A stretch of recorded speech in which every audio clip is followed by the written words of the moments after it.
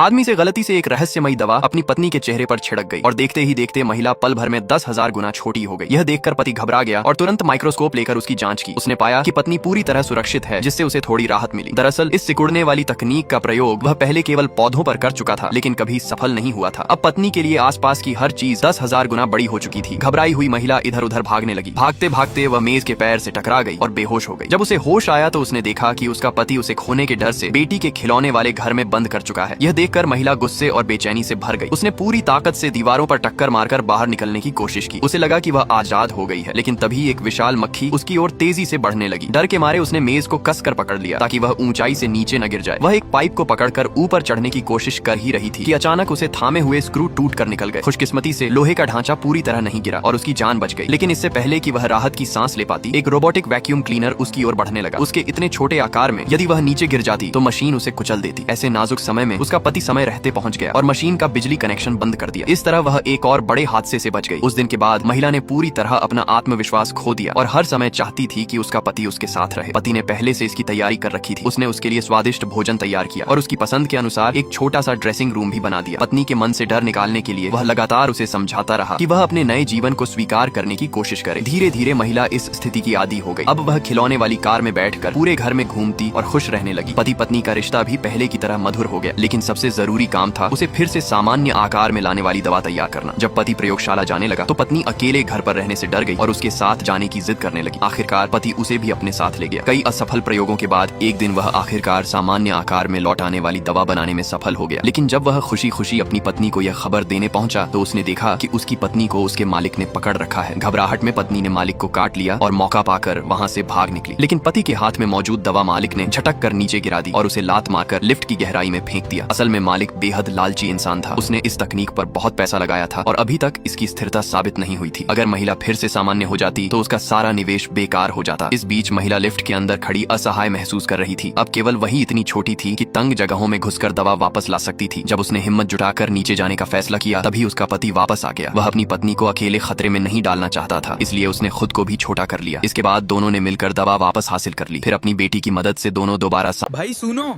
इतना मेहनत करके वीडियो बनाया, अब तुम बस देख के स्क्रॉल मत करना। लाइक कर दो, शेयर कर दो, फॉलो भी कर लो, वरना रात को नोटिफिकेशन नहीं, मैं आऊंगा सामने में।